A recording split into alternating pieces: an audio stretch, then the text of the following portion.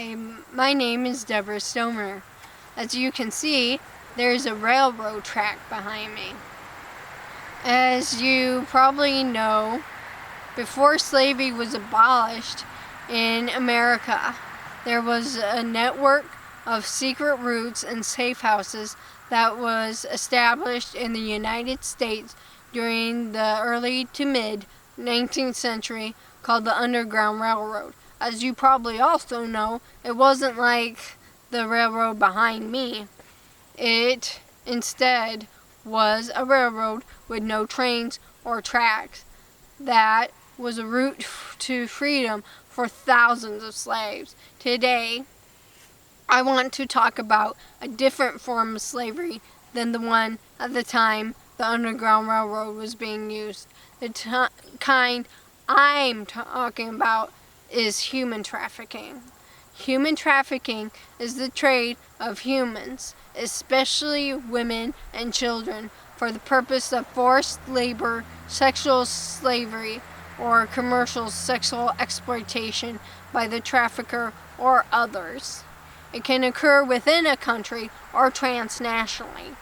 Human trafficking is a crime against the person because it is a violation of a victim's rights of movement through force and because of their commercial exploitation. Human trafficking in America was not illegal until the year 2000, when the Trafficking Victims Protection Act was passed and made it a federal crime. One of the most offensive forms of human trafficking is child sex trafficking. Child sex trafficking is the recruitment, harboring, transportation, provision, obtaining, or advertising a minor child for the purpose of a commercial sex act, which involves the exchange of anything of value, such as money, drugs, or a place to stay, in trade for the sexual activity. While no single indicator confirms the existence of child sex trafficking, several indicators combined can mean it is more likely that a child is being exploited or is actively being targeted and recruited. That is why being aware of the following indicators is so important. Behavioral indicators are as follows. The child has significant changes in behavior, including an increase in virtual behavior or associates with a new group of friends. The child avoids answering questions or lets others speak for him or her. The child appears frightened, resistant, or belligerent towards law enforcement. The child lies about his or her age and identity. The child looks to others for answering their questions. The child does not ask for help or resist offers to get out of the situation because the child does not identify themselves as a victim. The child seems coached in talking to law enforcement. The child uses trafficking-related terms like trick, the life, or the game, or the child is preoccupied with getting money. Some physical indicators are the child has multiple cell phones and or electronic devices. The child carries a large amount of cash or prepaid credit cards. The child has no ID or their ID is being held by another person. Multiple children are in the company of an unrelated male or female. The child has unusual or unexplained sexual paraphernalia. The child has evidence they have or will be traveling by living out of suitcases in a car or at a motel.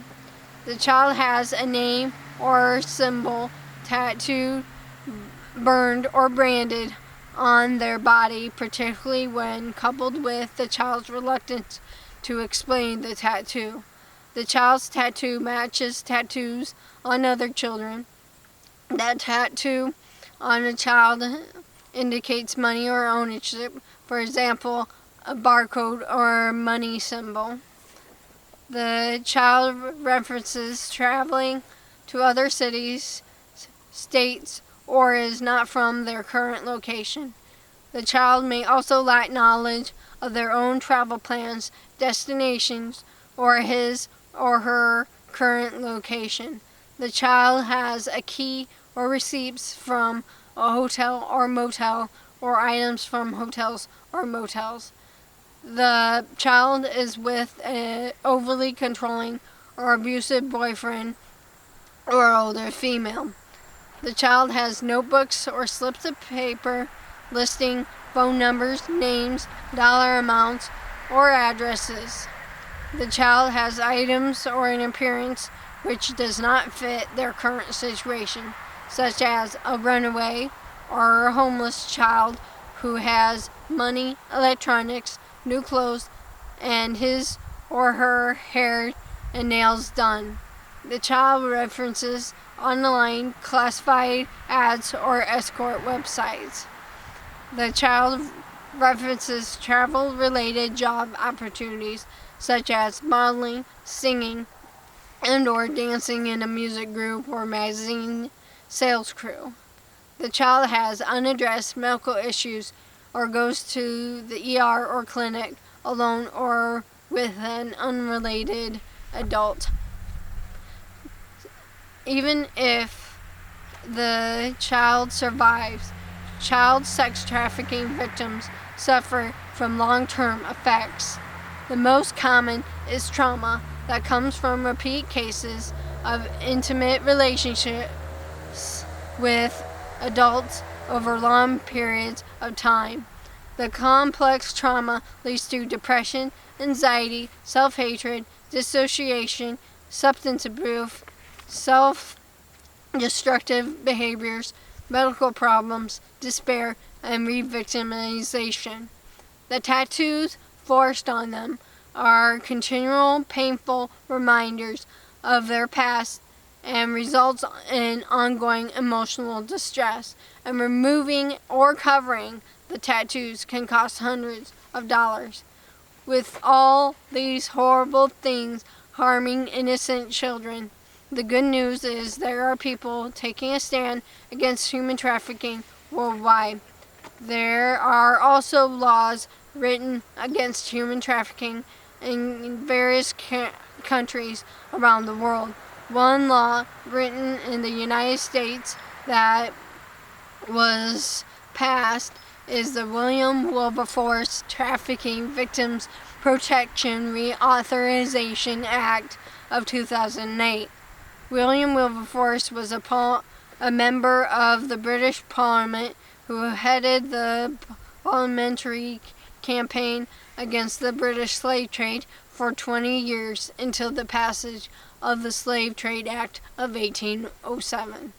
Because the United States law to help human trafficking victims was named in Wilberforce's honor 200 years later, speaks volume of what one person can do to end human slavery then and now. Awareness of the present-day human slave trade is only the beginning, and that is why the United Nations designated July 30th as World Day Against Trafficking in Persons since 2013. Presently, the United States also observes the month of January as Human Trafficking Awareness Month. It is a key time for us all as individuals to educate ourselves about human trafficking and to learn how to spot the signs of trafficking. It is also a time for us to take this urgent message to our workplaces, church, schools, representatives, and everywhere else. Although we can start any time, and there is no time like the present, there are various ways that you can bring awareness, such as making a video or painting a picture. When I first heard about human trafficking, I knew there was no way I could sit back and do nothing while this horrible trade was going on. I also have nieces and a nephew and a stepniece who are minors.